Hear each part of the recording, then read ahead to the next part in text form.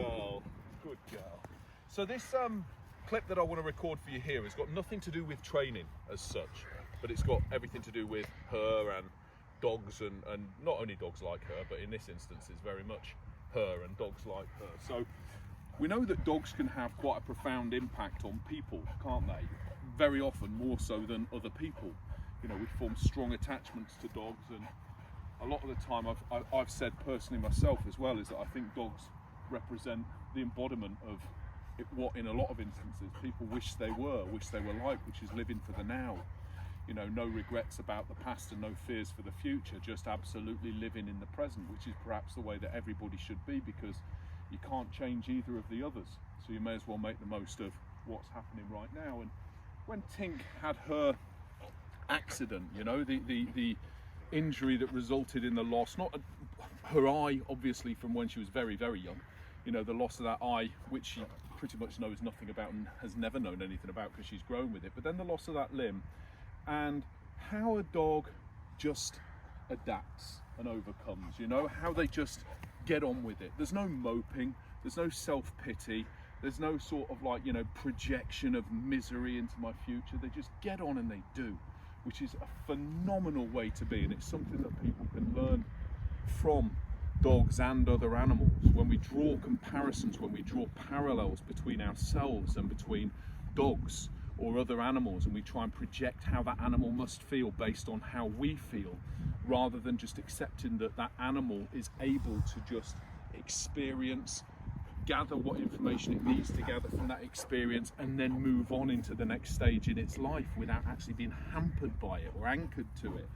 And as I say, it's an incredibly empowering thing to grasp and to understand, you know, and to take on board. And we were blown away when around about 10 days, a couple of weeks ago, and I've been thinking about what I can do with this and how I wanted to sort of like use what happened, but I think the easiest way to do it is just do what we're doing here, which is show her, because she sort of like, you know, she portrays what I'm trying to say better than my ability to say it. And there's a guy who has been having difficulty, okay, so he emailed us and he's been having difficulty in his life, and we haven't asked, you know, or pushed further. It's not our place to ask what those difficulties were, but he obviously has reached a place, or did reach a place where, you know, the troubles and the strife of life has got too much, or potentially got too much for him, was having a significant negative impact on his life.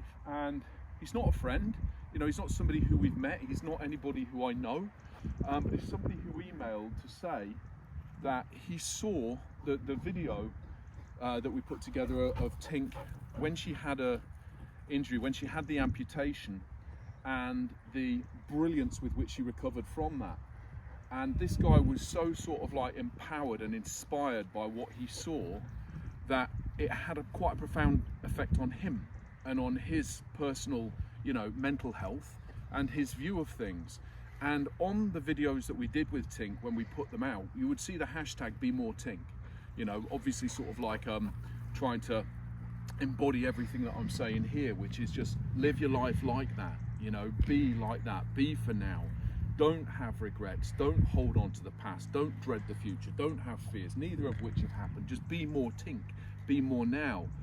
And this guy sent us an email explaining how that had a beneficial impact on him, and he also sent a photograph, and I'm going to tag that photograph right at the end of this video so that you can see it.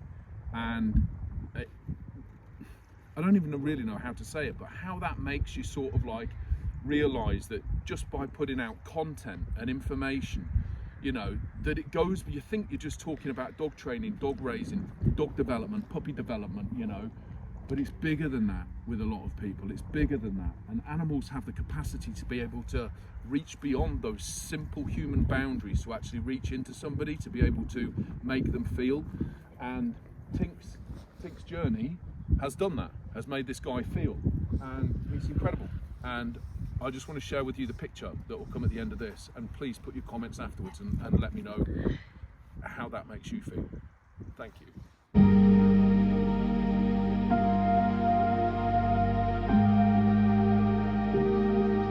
Ben, from myself and from Tink, thank you so much for the email.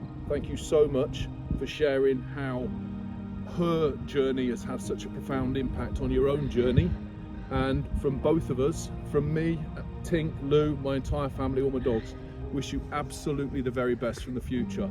Be more Tink, mate.